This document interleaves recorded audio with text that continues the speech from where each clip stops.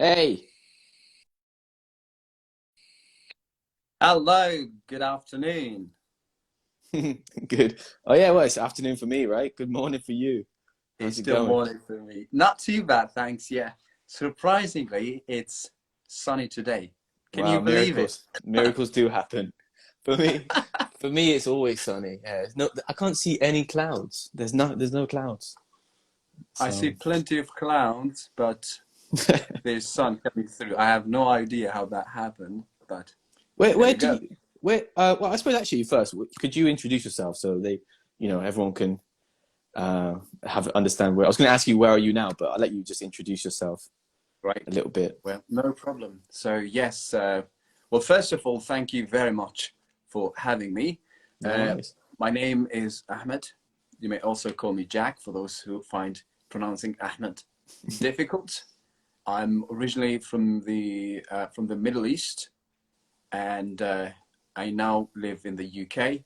So currently, I'm in England. I'm in the Midlands, so All somewhere, right. yeah, somewhere between, let's say, Coventry, Leicester, and Oxford. So in that kind of that area. All right. Okay. So it's a quite small place then where you live. You It's a yeah. I'm a country boy, so I okay? work in London, but I can't stand living in big cities. Wow. So do you commute every day, or are you working remotely at the moment? Something like that, or Well, for the past 22 months, I've been working from home. This is something I have never imagined would happen in my life right? because I used to travel and commute like almost on a daily basis. And part of my job, I used to travel quite a lot. So for me, I moved from one extreme to the other. I mean, the furthest journey I've taken since March 2020, I would say basically is from my bedroom to my kitchen. That would be Yeah, that. yeah. Well, it's always cloudy. Why would you want to leave? Don't go Exactly. outside. It's And cold. also you've got laws and regulation changing like between the hour, absolute chaos. You have got no idea what's going to happen next. So you plan something, the next hour, ditch it. Yeah, I mean, I was planning to come back for Christmas to the Yes. UK, but with everything that was changing, I was like, it's so stressful to plan something and then like the last minute, okay, you need to do this test and this test.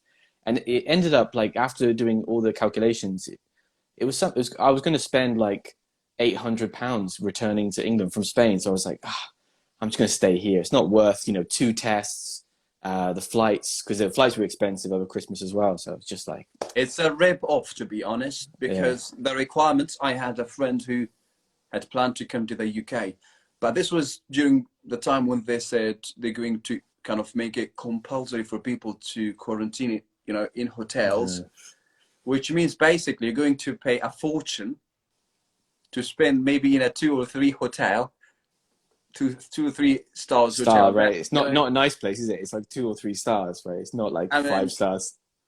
yeah, I mean, you're paying a fortune for it, and there's no way around it. So he kind of It's he madness. gave up the idea. And so, which country are you originally from then?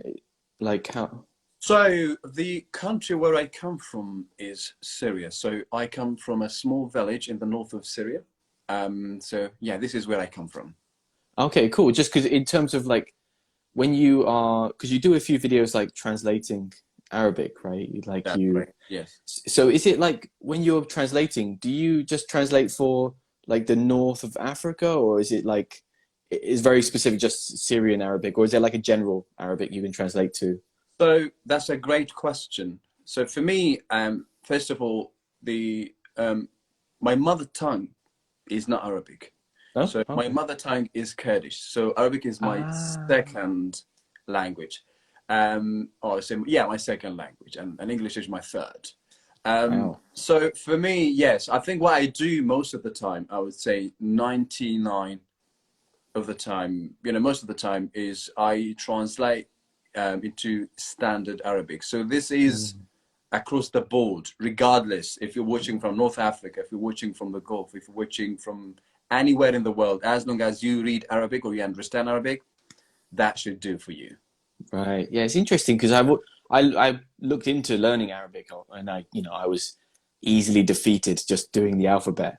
Um, but I was whenever I speak to students from I don't know Morocco or other places, they're like, no, it's not the same because I just in the beginning I thought everyone can sort of understand each other like Spanish or something, but it's not always as easy as that, right? So I would have to say, even in the context, I mean, let's look at an example of I would say more colloquial Arabic is used, in Arabic. So you have the standard Arabic, which is common and understood by, I would say, by the vast majority of people. So that is, I think, that's why kind of this unites people when it comes to language. But also you have colloquialism, for example, you like different dialects and accents.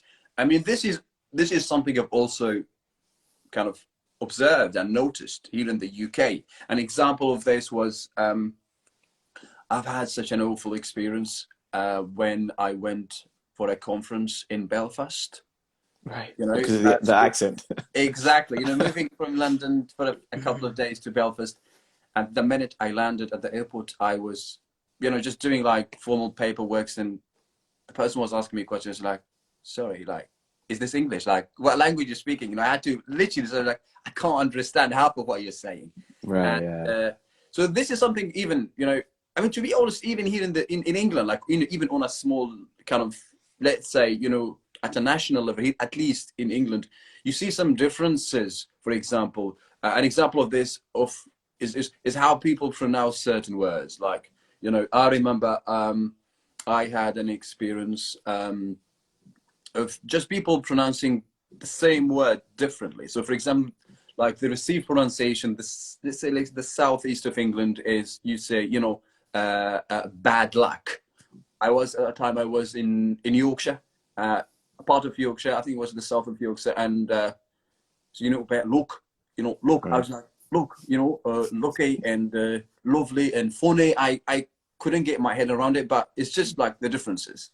Yeah, no, I mean, I think England's insane in terms of the diversity of, let's say, dialects or accents, right?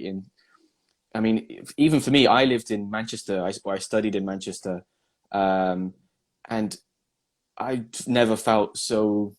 I felt like an alien, right, in Manchester because I'm from Oxford in the south, and there was just I remember the one specific. I think it was my second day at university, and someone said to me, "What to do?" They were like, "What to do?" And I was like, "What am I doing?" And they were like, "No, no, what to do?" And I was like, "I don't know what you mean." They're like, "What's wrong?" And I was like, "What to do?" Because what to do apparently means like Oh, something's absolutely. wrong. Yeah, so it was like, even for me, There are like, also cultural bits. I mean, I think culture, but also related to the region. For example, one of the experience that I had.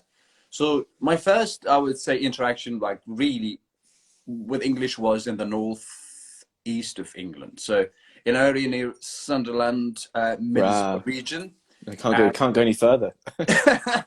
It's the border. and yeah, I remember like my first few weeks there, I would go like maybe I'll go to Tesco's, I would go, maybe I'll go do my shopping, or maybe at the Aldi or whatever, and then people serving me to, all right, love, okay, love, and there was like, I was like, okay, love, these are quite a lot. And then I moved to the south, so I moved to Surrey. So I was Right. I living in Surrey for some time, and like the first second day, but yeah, I think the first or the second, I went to a restaurant, I think, and I started to like, okay, love, just because I picked this up from the north and I went to the Right. south, and they're like people looking, sort of, I could feel it, like, is there something wrong with you?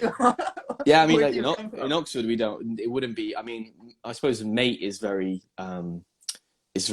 common all over the UK or in England. But yeah, love that wouldn't go. That wouldn't work where I'm from. Like it wouldn't. Yeah, or even like lad as well. People say lad, but I feel like it's more like the north as well. Like, all right, lad. Uh, But yeah, it wouldn't. If you said it in Oxford, people would be like, hmm. I suppose they would assume you're from the north. It wouldn't be a huge thing, but it would just be a bit like we don't say that. yeah, Um, I mean, yeah, I would say, yeah, Oxford, maybe you, yeah, I don't know, like, Oxford's very boring. There's not really. It's just like a standard sort of just like yeah, I mean, we don't it's, have any accent. yeah, I feel it's I think of it as kind of fusion of language. I mean, it's a fusion, but it's also, I mean, I don't live that far from Oxford. Banbury's just around the corner Oh from right. me, so Yeah, North yeah. Oxfordshire. And but every time I visited Oxford, I've had a great time. I mean, it's You like so it? calm. The pace of life is so calm. Obviously, depending on which time of the year you go and whether there are students or not. But I remember some, you know what? Also, it was crazy, like packed. Like for you to park for 2 hours, you have to pay £12, which was for me was like, what? Yeah, it's more of a pedestrian city. You know, they try and keep the Exactly. Lots of traffic students around the outside, but inside and it's like yeah, walking or cycling, really. exactly. International student. Yeah, So yes, yeah. That's why I started teaching in Oxford after my certification, um, and it's just a mix of like everyone, like loads. Well, most people were quite young, but it was fun because you had classes of Asian, Middle Eastern, South American. So it was like you ask a question and then it's like a can of worms. You know, just like everyone has a different opinion. So it was really interesting compared to now. Well, now it's a bit different with me because I'm working online, but when I worked in other countries, it's just like usually one nationality, like Japanese or whatever. So it's kind of like you have a set perspective, but when you have the mix of countries, it's quite nice. absolutely, Um, absolutely. so when did you come? Like, what was your first experience with English? Then was it in Syria or was it when you came to the UK? So so yeah, my background is in English language and literature. So I have a Ah, BA in language and literature.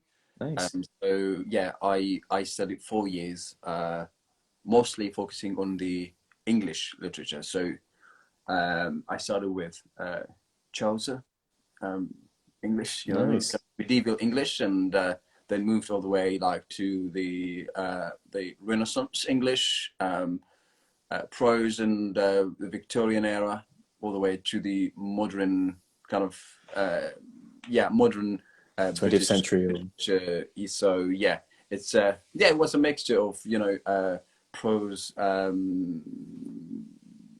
you a bit of a Poetry. bookworm then? You'd have Exactly. it. Okay, A nice. bit of everything, I would say. A bit of everything. Oh, brilliant. Okay. So, I mean, but before that, you must have like you studied sort of just general English before you jumped into Chaucer or something, right? I Uh, assume it so was yeah, my interaction with English was basically from textbooks, during like just self-taught, really, just by. well, at school basically, you go. But again, for me, I think what helped me quite a lot at that time is I had access to. At that time, there's no such a thing as the internet as we know it now. Right, You yeah. This was like something like, "Ooh, what is that?" You know. But this is maybe say, yeah, 15 years ago, and as I said, I come from a small village, so it's really in terms of tech. I was not tech savvy. So all I had at my disposal at that time was listening to the BBC news and the BBC BBC English, sorry, the BBC radio at that time, using the radio, and picked up the habit of literally like reading everything that potentially like my eye would fall on. So anything that comes in front of my eyes, like would be like a poster, or I'll be walking, like there will be like, sometimes I remember like an experience.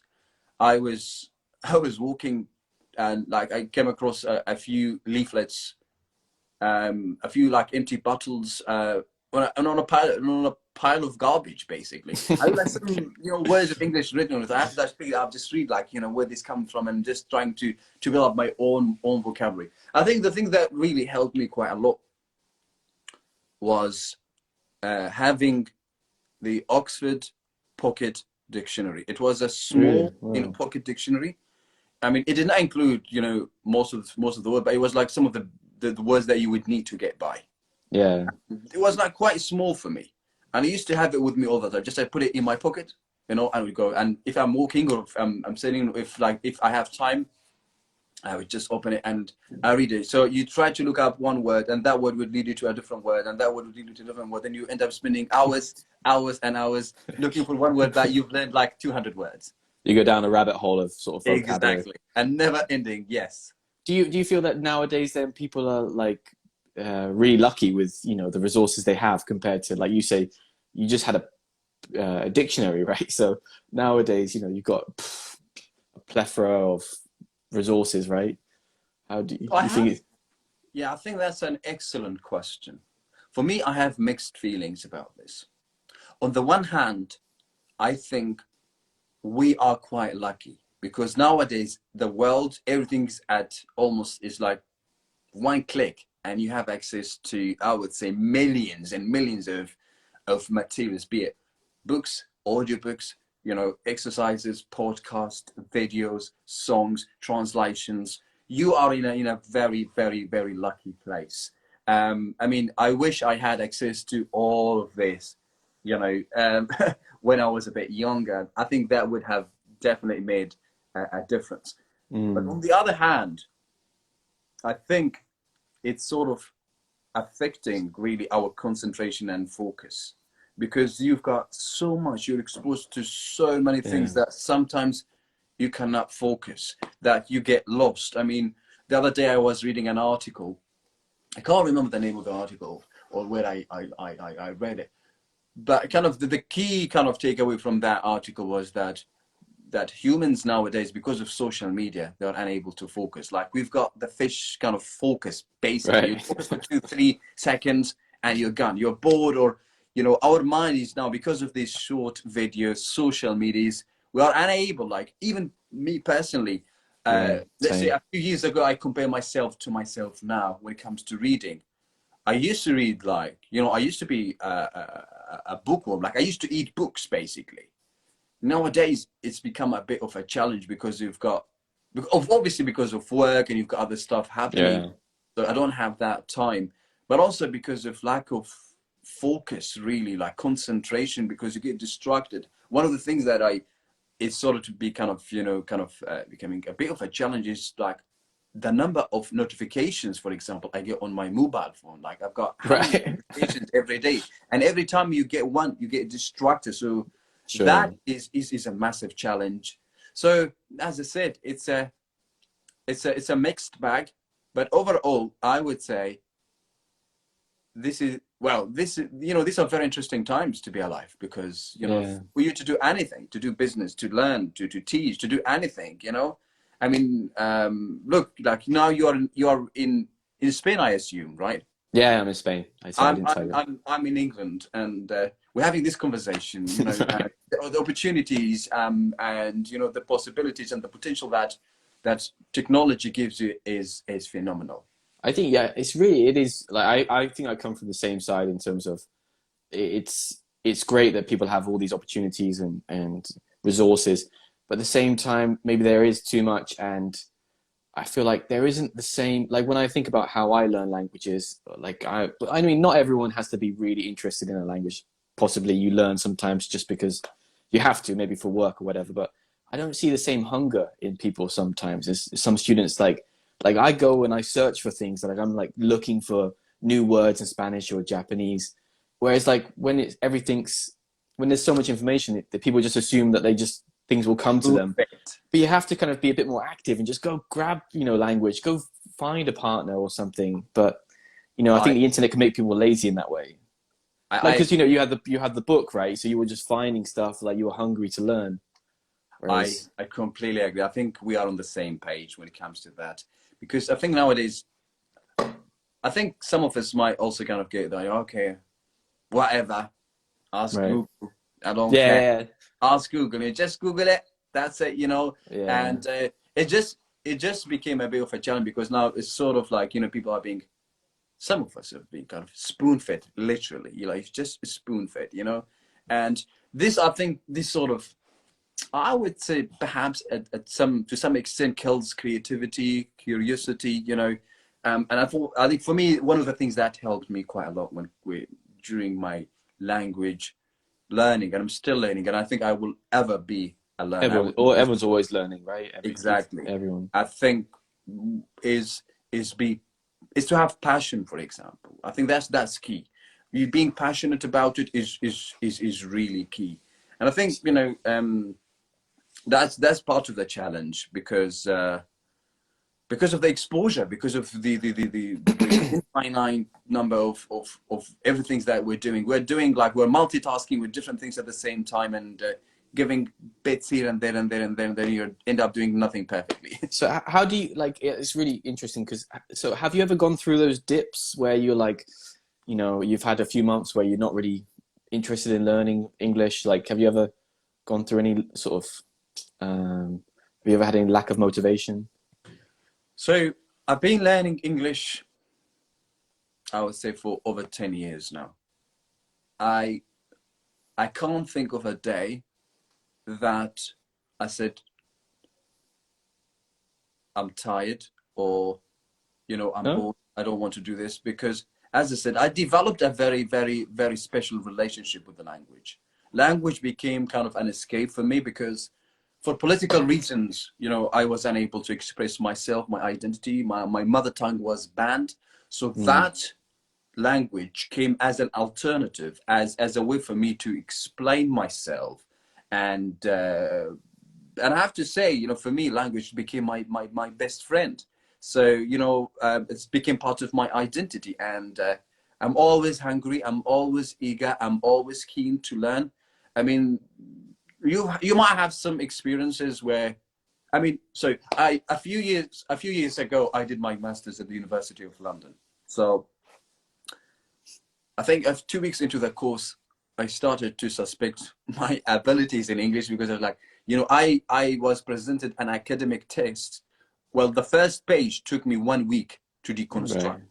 I could not understand, but that was a really heavy theoretical, I think, text. But I think it was not really about the language. It was more about what was they're trying to convey in that. So it was not a matter of not understanding the language. It was kind of the more Context. theory, the context, which was a bit too complex for me to understand. So, and I think one of the things that also I thought maybe I became a bit guilty of was when I finished my master's, I sort of came up with a new sort of, you know, list of academic words that I started using in my daily life. And, Right. and you know, people look at me, all right, okay, Yeah. what are you on about? You know, what's wrong with you now? But I think that's all part of it. Like you said, in terms of being creative with it, in terms of just playing with it. And when you have those mistakes, then like not the mistakes, let's say, or even just the clash of context or whatever, like it just sticks in your mind, and then you that's a It base gives to you move the on from. challenge. Yeah. Absolutely. You're suddenly out of your comfort zone. That's the I best think place to that learn, right? So absolutely. I think because if you're within your comfort zone, I mean, your comfort zone, you're probably not going to do as, yeah, better as if you are outside of your comfort zone. I think yeah, to push yeah, yourself it's outside of your definitely. comfort zone. So Uh, yeah. I was gonna. How did you? Because so you this that's where you started. You were at university. How did you come to you know make an Instagram and that kind of thing? How did that develop? Oh, that is an excellent question. So basically, teaching English is not my job. I have you know I have my BA in English language and literature. I was trained to teach English. I'm going to be a teacher, but I never taught because I've changed my field. And now I work in a completely different field. Oh, really? So I don't do this. But as I said, because I love languages, I teach kind of, you know, I'm so yeah, let's say for example for me, in March 2020 we had COVID-19, so we've had the pandemic, and for 6 months it was exciting because it was something new. I said I'm going to work from home for you know forever. That this is the new reality. I was so happy. After 6 months, I became, oh God, this is so boring. This I'm sick and tired of this. I want to go Yeah. back to normal, you know. And I think it was around October, November 2020, just yeah, just over 1 year ago, I thought, okay, I've had some friends, and I was teaching a group of migrants who moved to Mm, the UK English, and I was doing this on a voluntary basis, basically, because I nice. had time, extra time, um, and uh, and it was all done online on Zoom, basically. All right. I said, Must be okay. Must be really interesting to, to get involved in that, because when you teach people, let's say, who are paying, then you have a certain type of people who join, right? People who want to study or something, for university or for work, or, but if you have people who are just coming to the country, they often, I suppose, are more hungry, I suppose, to learn as well. I Absolutely. s- So it Absolutely. must be, So that, after, I think, if after a few sessions, I thought, that's interesting. And I thought, okay, why don't I like start just, making videos for them, and send them to them, like sending those videos to them, like basically record right. myself and sending to them, because I didn't have time, I had other commitments happening. And then, Yeah. like, okay, I decided, okay, well, if I can make it for this group of people, I'm sure I can, other people also could benefit. So this is, where I started. Okay, then I was a bit hesitant for about 3 months, like, mulling over this idea. I was a bit shy. I was a bit worried. I was a bit, what are people going to say about that? Is it okay? Is it not okay? You know, Yeah. and I said, oh, let's do it. And I think all it took was, that one video that I recorded and posted. And I think I remember, like, the 2, 3 people, reacting and commenting and encouraging me. I said, wow, that's great. Let's give it another go. And this is where it all started. And basically, the main reason for me was because I had time. I'm not commuting like 2, 3 hours to London, like back and forth. So that Mm.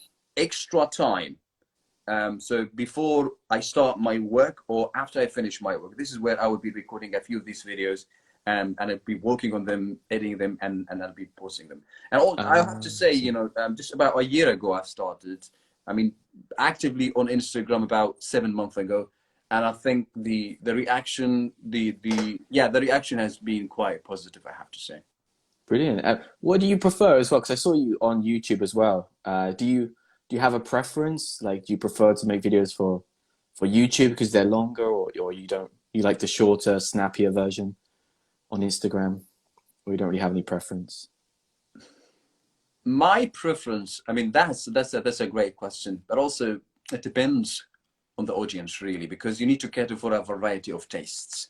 So you've got TikTok, it's got its own kind of, Oh, you're persona. on TikTok as well. So I didn't realize you're Oh on yeah, I am TikTok. on TikTok. Ah, The right, whole cool. idea started from Instagram and TikTok, basically. Ah, okay. Um, and they're like, I had friends like to me, I told them, like, okay, guys, I went on TikTok, and they're like, are you on that dancing app? I said, no, I don't dance. I teach English. They're like, and they're like making fun of me for a few years. But so, Yeah, and I think it really depends on the platform. I think for me, my preference would be YouTube. I think the thing is, I did not have time, because YouTube, you need yes. more It's time time. You need, consuming. researching. You need to do editing. I could maybe post 100 Instagram or TikTok videos a week compared to maybe one video on YouTube. Yeah, yeah. And the reach for Instagram and TikTok is way, I would say, you reach more people as opposed to compared to YouTube. But I think I'm in favor of everything, really. I think the only thing that I think I will start working on is to maybe make them a bit longer. Mm. Maybe YouTube, maybe 2022 is the year for me, is what I'm going to focus on YouTube. But I'm still to figure out my gear. Like, I still all I use is my mobile phone at the moment. So I need a bit of gear to understand how to do this and how to do edit and stuff Right. like Yeah, I think it does take time. I don't really know how to edit. I'm sort of learning on the job.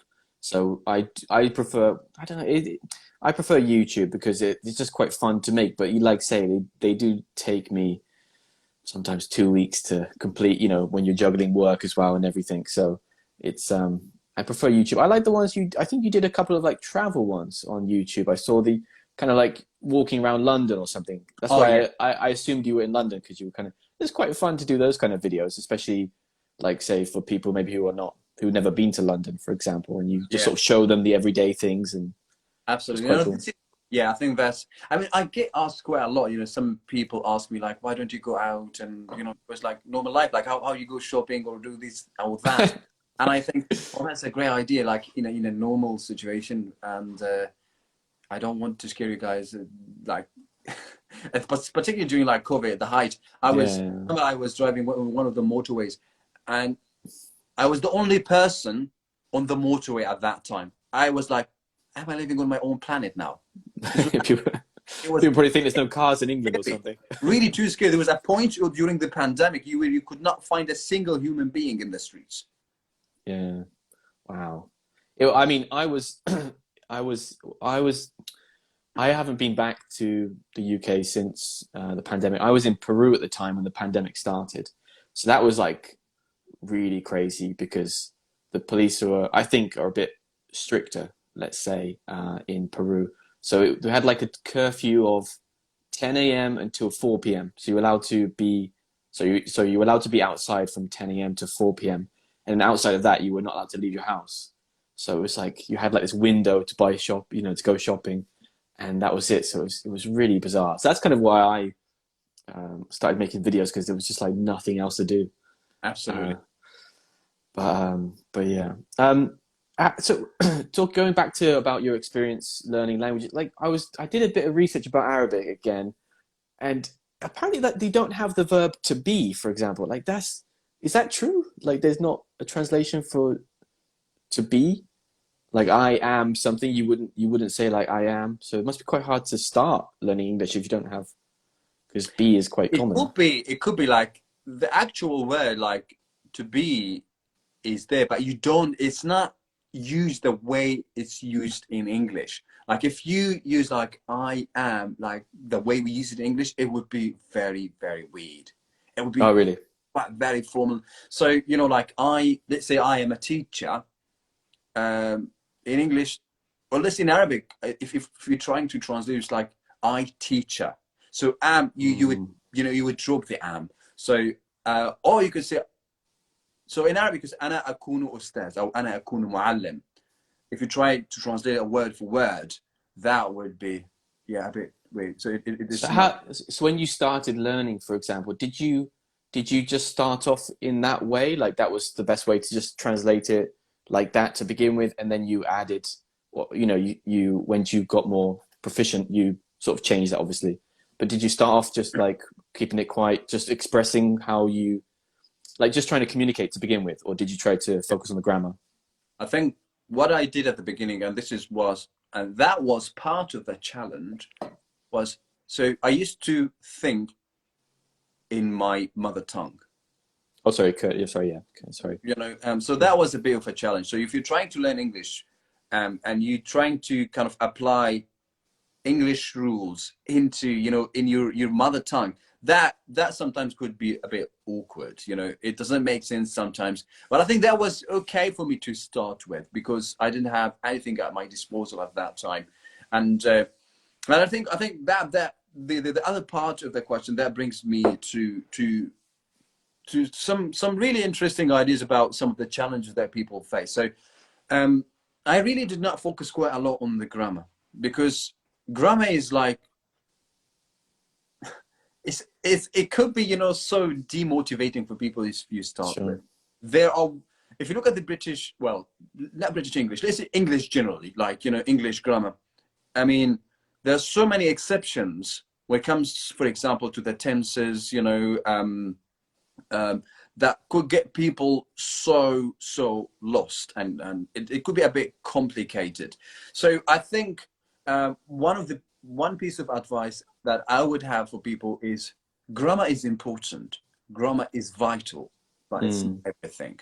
Really, do not let be kind of I would say, get lost in grammar. Try to learn vocabulary, try to learn new words every day, and most importantly, learn how to use this new vocabulary in context. Because if you only learn these words, if you only learn this vocabulary, and you don't know, or if you are unsure of how to use it in context, that would be a bit of a challenge for you, because you wouldn't know how to use it in the right context. So I think this is one of the things that I started to do at the beginning. So I remember my journey.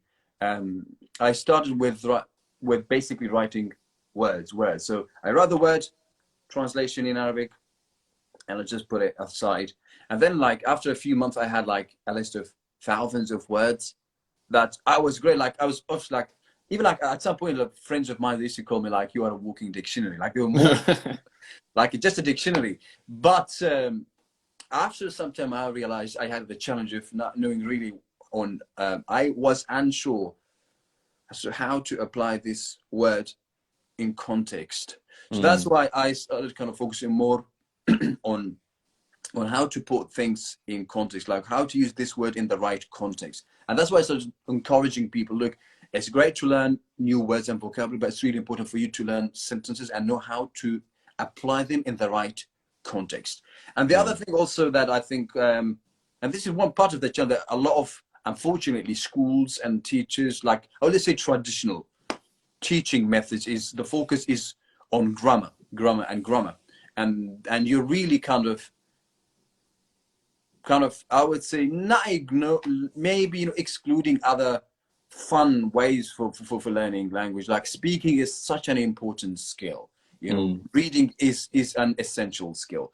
You know, and it's, if you're just focusing on grammar and with time you're going to have, you know, students losing motivation, Yeah. not being kind of being disinterested. And I think that was part of the challenge. The other thing also, I think, was, and this is, I think I have to admit, that was also part of my, I mean, I'm sort of guilty of that. Is quite a lot of people shoot for the stars like within the first 2 weeks or 2 months or 2 years of their journey.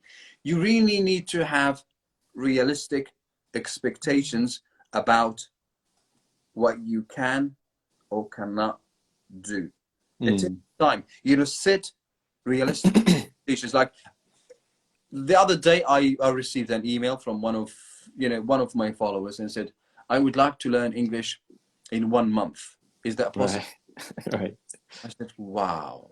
Like, I wish I had, you know, the answer for that question. I wish I had the formula for that, but it's really challenging. You need to have realistic expectations about what Yeah. you can do, you know. And the other thing I think for me was, quite a lot of us also, because of now Instagram and social media, and showing like kind of an ideal life, an ideal world, that, you know, kind of, there are lots of focus on being perfect or perfectionism. Yeah. Yes. Look, at the end of the day, the purpose of English, the purpose of Arabic, the purpose of any language is to communicate and convey your message. As Hmm. long as I understand your message, I don't have to worry too much about grammar. I don't have to worry, you know, kind of be sucked down into, you know, speaking with a British or American or whatever accent. Yeah. That takes time. That takes practice. You know, so just Enjoy the journey more, you enjoy know, the in terms journey, of, enjoy yeah. the process, and, you know, forget about the goal. You will get there. Enjoy the process. Yeah, I think, you know, it's really, that's probably the question I get asked the most, where, you know, in my DMs or comments, how can I speak English fluently? And it's like, well, you know, just, you know, let's start off somewhere else to begin with. How can you communicate your message? Well, how can I learn more, or something like that? But I think people are asking the wrong questions in terms of, how can I speak English fluently in 3 months or something like that. I don't know why people are so focused on the goal. I can see why it's, you know, it's tempting, let's say, but, you know, I think people, if you don't enjoy the journey, then you're not going to ever learn anything, because you're not focused on just enjoying being creative. Going back to what you said in terms of playing with the language is the most important thing. And but I think it must be really hard coming, because like I was thinking about how I've experienced Spanish. Learning Spanish is can be similar to English in terms of the same similar alphabet, etc. But when I think about my experience learning Japanese, it's completely different. You're from zero. You're a baby. You know, you have to learn you have to learn Japanese from nothing. Right. Um, and it's a different way as well. They read down, right? It goes down. There's no spaces between the kanji. Like, so I was just thinking, you know, have you had any similar sort of clashes with English in terms of like punctuation? Is it very different from your mother tongue coming to English? Like going, is it left to right? I assume, Yes. like, yeah. So, I mean, that must be those are just beginning issues, right? They're just issues you have in the beginning. So are there many other things that you've noticed that That's, yeah, English? that's a great question. So So yes, in Arabic, the writing is, you start from the right. From the right. Okay. So from the right, right to the left. Well, in English, you start from the left. And because my mother tongue is Kurdish, so we use Latin alphabet. Oh, really? Okay. But it's banned anyway, so you can't use it. But at least you've got the concept of how to do it. It was a Right. bit easier for me. And the other thing that Uh, one of the things that I also noticed, and this is one of the kind of main challenge, I would say, perhaps one of the most difficult challenge when it comes to pronunciation for quite a lot of Arabic speakers, is the fact there is no V sound in Arabic. There is mm, no P sound in Arabic. Sorry, in English. I misspoke there. So this could be a bit of a challenge. Like, for example, even now, I have lots of students who struggle with that. They would mm. replace the P with B. So, and this could be a bit awkward if you're in a situation like, instead of telling someone, I'm just going to park, and you say like, I'm going to bark. That Right, right. stuff like that could be quite confusing for Yeah. people. But yes, like things like vital, people who say with an F instead of V. And I think there are some difficulties, there are some challenges, particularly when you look at an English. Like, it's a phonetic language. Sometimes like the way you pronounce words versus the way they are written, there is no logic. It doesn't Right. make That's true. any sense. Sometimes I blame the French. They just mixed everything up you're nowadays. lucky to have the French to blame them. I mean, they've got a Yeah. lot. Yeah, but I think that could be quite confusing.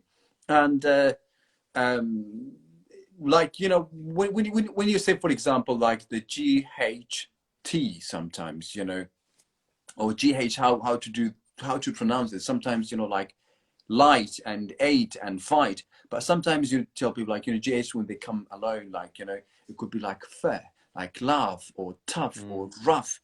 And people struggle with that because really. there is the rule sometimes, but also there are lots of exceptions. I think where a lot of people would struggle is where these conception, exceptions, I would say, come into play.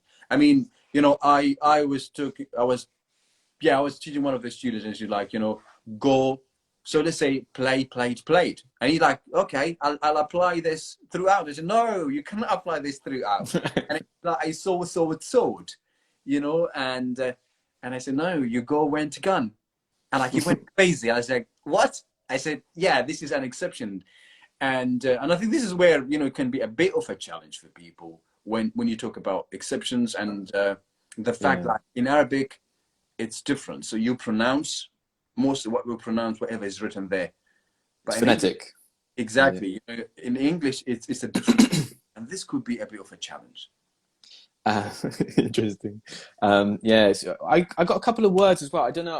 I don't want to put you on the spot too much, but I just wanted to see like how you would. I got some very British words or expressions. I wanted to see if you could translate them or like Sure, let's how get would the. you?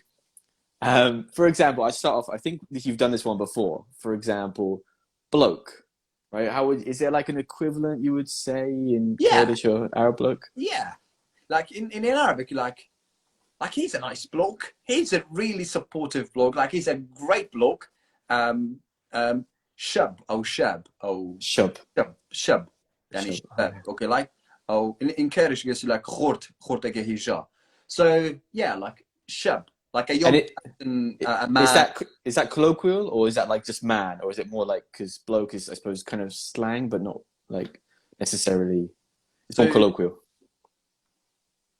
no, I mean, in No. Arabic, the context in Arabic, it would be common, formal, Oh, colloquialistic, right. but yeah, it would be understood across the board. Oh, okay. All Yeah. right. I'll take it up a notch. What about this one? You're talking about rain earlier. What about brolly? Maybe I don't know. Would you have an expression for that? Brolly, umbrella, brolly, or not really because of the climate, perhaps in maybe most of the other countries. maybe because a lot of us are not, don't receive as much as rain. Like Mm. this could be like maybe something we can reserve for England, So, perhaps so UK. if there isn't a word in your mother tongue, would you just say it? Would it be like you would just loan it? Like you would borrow the words in, and you put like you talk in Arabic or Kurdish, and you say brolly, like you would just add it as an English word, like selfie or something, or would you translate it? I think I would translate it because this is one of the things that I used to.